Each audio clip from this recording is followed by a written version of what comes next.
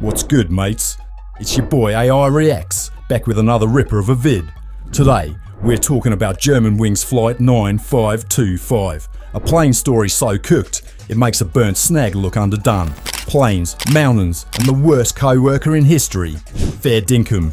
This yarn's got more twists than a packet of shapes. So grab your snacks, crack open a cold one, and let's have a gaze at this absolute train wreck of a story. Spoiler, it's wild.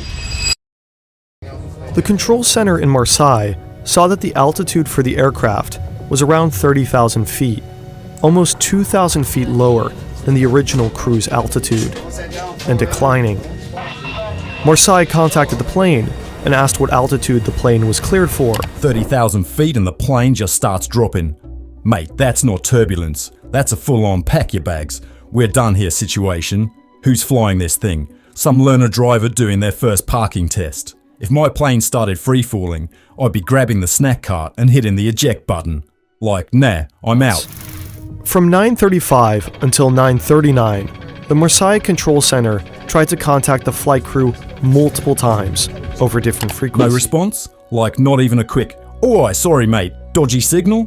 Bruh, these pilots ghosted harder than someone who says, "Let's hang out soon" and never texts again. Absolute stitch up.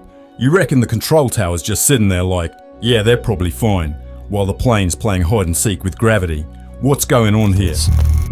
At 9:41 a.m., flight Germanwings 9525 crashed into the side of a mountain in the Alps. Crashed into the Alps? Of course. Couldn't be flat ground, could it? Nah, it's gotta be smack bang in the middle of nowhere. Rescue teams out there choppering in like it's a scene from Mission Impossible. Except Tom Cruise isn't there to fix it.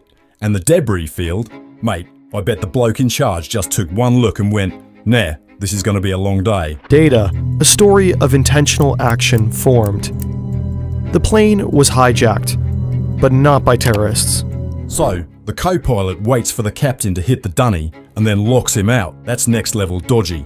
This bloke's acting like he's the main character in some dodgy Netflix thriller. You don't hijack a plane while the other bloke's taking a leak. That's not just unhinged, it's straight up cooked. Imagine being the captain, coming back, and realizing your co-pilot's gone full villain. What do you even do? As he stood in front of that cockpit door, the captain began to understand. The co-pilot had hijacked the plane, and he had no way. Oi, let me in. Poor captain's giving the door everything he's got.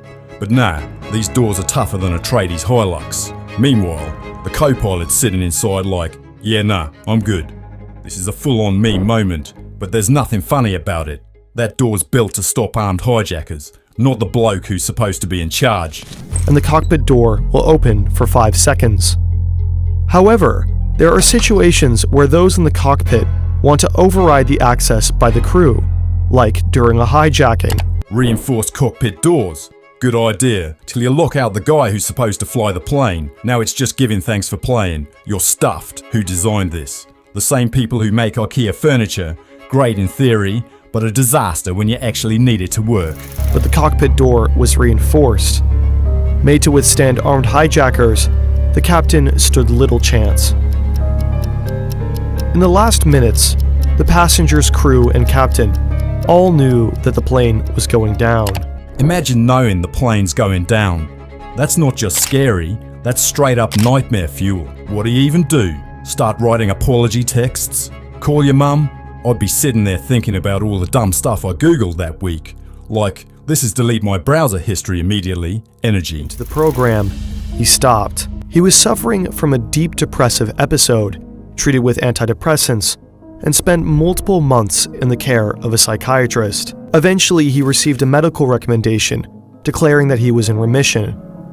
After a few months, his student pilot license and fit-to-fly medical certificate were restored. But if he needed any more psychiatric treatment, he'd be grounded from flying. So this bloke's seeing floaty bugs, sparkles, and who knows what else. And the docs are like, yeah, he's all good to fly. Mate, that's like giving a bloke with P-plates the keys to a Ferrari and hoping for the best. Nah, this system is more dodgy than a $5 kebab at 3 a.m. What were they thinking? For the end of a flying career. But the FAA gave him a second chance. He admitted to depression and was accepted to go to Arizona. In 2013, he joined Germanwings, a low-budget airline owned by Lufthansa. And a year later, his depression returned. Trust pilots to self-report? What is this? Backyard cricket rules? You can't just say, yeah, nah, I'm fine, and expect everyone to trust you with a metal tube full of people.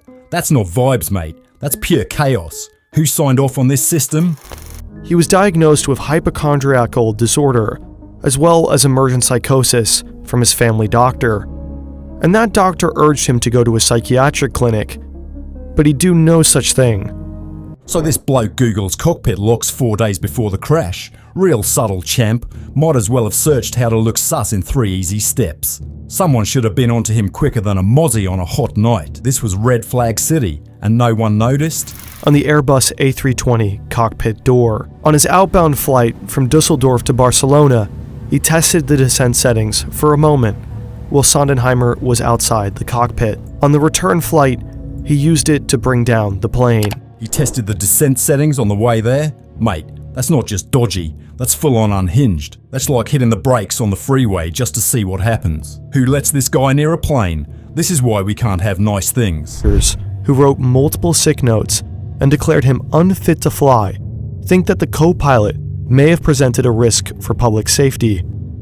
Enough of a risk that he couldn't be trusted to report himself. We don't know. The doctors may have believed the co-pilot was a risk to himself, but not to others. Being depressed does not make you a killer.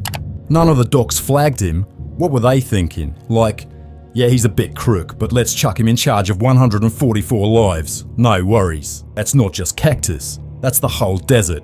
How did this bloke slip through the cracks? But trying to understand why doctor-patient confidentiality wasn't broken is a dilemma and issue best left to healthcare professionals and ethics professors. And unfortunately, we're YouTubers. So we encourage you to read more about it in these articles. Privacy laws are all well and good till you put public safety on the line. This isn't some bloke hiding his Spotify Wrapped. It's a plane. You gotta draw the line somewhere. The system here is absolutely bonkers. In the aftermath, the European Aviation Safety Agency proposed multiple safety regulations. Psychological screening for pilots increased, and multiple airlines adopted a 2-person in the cockpit at all time rule, although Lufthansa has recently phased this out. Glad they made changes, but crikey, it's too little, too late for the people on that flight. It's like fixing your car after it's already driven off a cliff. Those families deserved way better than a half-baked solution. Well, there you go, mates. What a bloody mess, eh? If you're flying soon, maybe give the pilot a cheeky thumbs up, just to vibe check him. Anyway, if you like this vid, smash that like button, sub if you're feeling it, and drop a comment about your most cursed travel story. Till next time, don't be sus, don't hijack vibes, and I'll catch you legends later. Cheers.